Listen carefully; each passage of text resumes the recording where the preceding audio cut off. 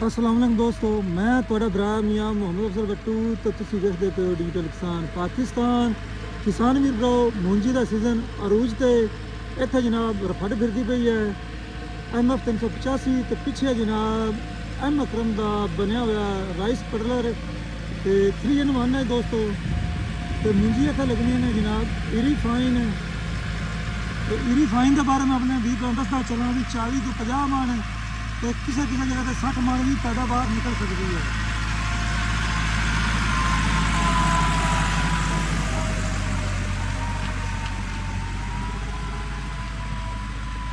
ਤੇ ਇਰੀ ਫਾਈਨ ਜਿਹੜੇ ਹੈਗੇ ਨੇ 80 ਤੋਂ 90 ਦਿਨ ਵਿੱਚ ਪੱਕ ਕੇ ਤਿਆਰ ਹੋ ਜਾਂਦੀ ਹੈ ਮੂੰਜੀ। ਉਸ ਤੋਂ ਬਾਅਦ ਤੁਸੀਂ ਮਕਈ ਵੀ ਲਗਾ ਸਕਦੇ ਹੋ, ਆਲੂ ਵੀ ਲਗਾ ਸਕਦੇ ਹੋ ਜਾਂ ਫਿਰ ਤੁਸੀਂ ਕਣਕ ਵੀ ਲਗਾ ਸਕਦੇ ਹੋ। ਬਾਕੀ ਜਨਾਬ ਇਸ ਸ਼ਾਹਕਾਰ ਨਾਲ ਤੁਸੀਂ ਆਪਣੀ ਜ਼ਮੀਨ ਦਾ ਜਿਹੜਾ ਪਾਣੀ ਹੈ ਉਹ ਰੋਕ ਸਕਦੇ ਹੋ। ਜਿਹੜੀ ਜ਼ਮੀਨ ਪਾਣੀ ਲਾਉਂਦਾ ਜਾਈਏ ਤੇ ਸੁੱਕ ਜਾਵੇ ਤੇ ਜਿੱਥੇ ਤੁਸੀਂ ਅਕਸਰ ਹੱਲਾਂ ਫੇਰਦੇ ਹੋ, ਸੁਹਾਗਾ ਫੇਰਦੇ ਹੋ, ਇੱਥੇ ਜਨਾਬ ਇੱਕੇ ਵਾਰੀ ਰਾਈਸ ਪਿਡਲਰ ਫੇਰੋ ਤੇ ਇਨਸ਼ਾਅੱਲਾ ਤਾਲਾ ਇਹ 3 in 1 ਹੈ। ਹੱਲ ਵੀ ਫਿਰਦਾ ਜਾਵੇਗਾ, ਰੂਟਰ ਵੀ ਹੁੰਦੀ ਜਾਵੇਗੀ ਜ਼ਮੀਨ ਤੇ ਸੁਹਾਗਾ ਵੀ ਫਿਰਦਾ ਜਾਵੇਗਾ ਤੇ ਜ਼ਮੀਨ ਪਾਣੀ ਰੋਕ ਜਾਵੇਗੀ। ਉਸ ਦੇ ਨਾਲ ਅਗਰ ਕੋਈ ਜੜੀ ਬੂਟੀਆਂ ਹੋਈਆਂ ਨੇ ਤੇ ਉਹਦਾ ਉਗਾਓ ਜਿਹੜਾ ਹੈ ਉਹ ਵੀ ਖਤਮ ਹੋ ਜਾਵੇਗਾ ਤਕਰੀਬਨ। ਇਸ ਰੂਪ ਵਿੱਚ ਦੇਖਦੇ ਹੋ ਰੂਟਾਵੇਟਰ ਕਰਸ਼ ਕਰਦਾ ਜਾਂਦਾ ਹੈ। ਕੋਈ ਵੀ ਸ਼ੈ ਉਹਦੇ ਅੱਗੇ ਆਉਂਦੀ ਹੈ, ਖਾ ਜਨਾਬ ਦਿਲ ਆਉਂਦੇ ਨੇ, ਖਾ ਜਨਾਬ ਜੜੀ ਬੂਟੀਆਂ ਆਉਂਦੀਆਂ ਨੇ ਜਾਂ ਅਗਲੀ ਫਸਲ ਦੀ ਕੋਈ ਬਾਕਿਆਤ ਹੈ ਤਾਂ ਉਹਨੂੰ ਕਰਸ਼ ਕਰ ਦਿੰਦਾ ਹੈ। ਤੇ ਮੈਂ ਕਹਿੰਦਾ ਵੀ M ਅਕਰਮ ਜ਼ਰਾ ਇੰਡਸਟਰੀ ਦਾ ਸ਼ਾਹਕਾਰ ਬਣਿਆ ਹੋਇਆ ਕਮਾਲ ਹੈ। ਤੇ ਜਿਨ੍ਹਾਂ ਦੋਸਤਾਂ ਨੇ ਇਹ ਸ਼ਾਹਕਾਰ ਇਸਤੇਮਾਲ ਨਹੀਂ ਕੀਤਾ ਤੇ ਉਹ ਜਨਾਬ ਇਸ ਨੂੰ ਵੇਖਣਾ ਚਾਹੁੰਦੇ ਨੇ ਤੇ ਮੇਰੇ ਨਾਲ ਰਾਬਤਾ ਕਰਨ। ਆਪਣੇ ਕੋਲ ਮੌਜੂਦ ਹੈ ਜਨਾਬ, ਉਹਨਾਂ ਨੂੰ ਚਲਾ ਕੇ ਮੌਕੇ ਤੇ ਵਿਖਾਵਾਂਗੇ।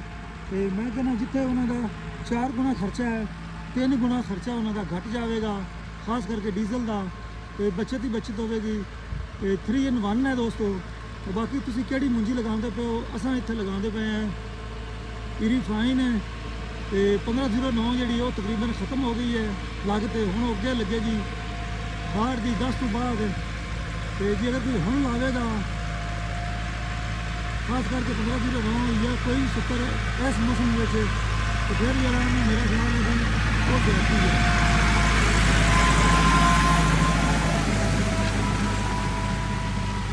ਮਾਸ਼ਾਅੱਲਾ ਤੇ ਨਾਲ ਦੀ ਪਰਫਾਰਮੈਂਸ ਇਹਦੀ ਫਾਈਨ ਲੱਗਦੇ ਪਏ ਜੇ, ਹਾਈਬ੍ਰਿਡ ਲੱਗਦੇ ਪਏ ਜੇ। ਤੇ ਤੁਸੀਂ ਜਨਾਬ ਕਿਹੜੀ ਮੂੰਜੀ ਲਗਾਉਂਦੇ ਪਏ ਹੋ, ਪਿਛਲੇ ਸਾਲ ਕਿਹੜੀ ਲਗਾਈ ਹੈ, ਕਿਹਦਾ ਜ਼ਿਆਦਾ ਜ਼ਾਰ ਆਇਆ ਹੈ, ਤਾਂ ਕਿ ਕਿਸਾਨ ਵੀਰ ਭਰਾ ਤੁਹਾਡੇ ਤਜਰਬੇ ਤੋਂ ਕੁਛ ਨਾ ਕੁਛ ਸਿੱਖਣ। ਖਾਦਾਂ ਕਿੰਨੀਆਂ ਲਾਈਆਂ ਨੇ ਉਹਦਾ ਇਸਤੇਮਾਲ ਦੱਸਿਆ ਜੇ, ਕਿੰਨੀ ਤੁਸੀਂ ਖੁਰਾਕ ਲਾਈ ਹੈ। ਤੇ ਸਾਡੇ ਪਾਸੇ ਜਿਹੜਾ ਝਾੜ ਹੈ ਉਮੂਮਨ ਜਨਾਬ 40 ਤੋਂ 50 ਤੇ ਕਿਸੇ ਦਾ 60 ਮਣ ਨਿਕਲ ਜਾਂਦਾ ਜੇ। ਤੇ ਤੁਸੀਂ ਆਪਣਾ ਝਾੜ ਵੀ ਦੱਸਣਾ ਹੈ ਤੇ ਤਰੀਕਾਕਾਰ ਵੀ ਦੱਸਣਾ ਹੈ ਜਿਹਦੇ ਨਾਲ ਜ਼ਿਆਦਾ ਪੈਦਾਵਾਰ ਹੋਵੇ, ਕਿਉਂਕਿ ਤੁਹਾਨੂੰ ਪਤਾ ਵੀ ਮਹਿੰਗਾਈ ਜਿਹੜੀ ਹੈ ਨਾ ਅਸਮਾਨ ਤੇ ਪੜੀ ਹੋਈ ਹੈ ਤੇ ਕਿਸਾਨ ਬੜੇ ਪਰੇਸ਼ਾਨ ਨੇ।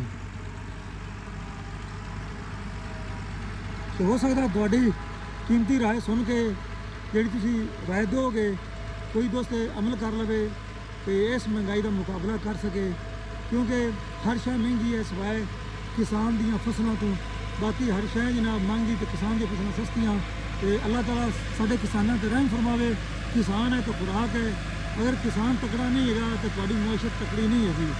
ਕਿਸਾਨ ਕਮਜ਼ੋਰ ਹੈ ਤਾਂ ਮੁਆਸ਼ਤ ਤੁਹਾਡੀ ਜਿਹੜੀ ਹੈ ਨਾ, ਜਿਸ ਤਰ੍ਹਾਂ ਤੁਹਾਨੂੰ ਪਤਾ ਹੈ ਵੀ ਉਹ ਵੈਂਟੀਲੇਟਰ ਤੇ ਹੈ तो वैंटीलेटर पे रहेगी जितनी देर किसान खत्म नहीं होगा तो हम इनका इजाज़त अल्लाह पाकिस्तान जिंदाबाद।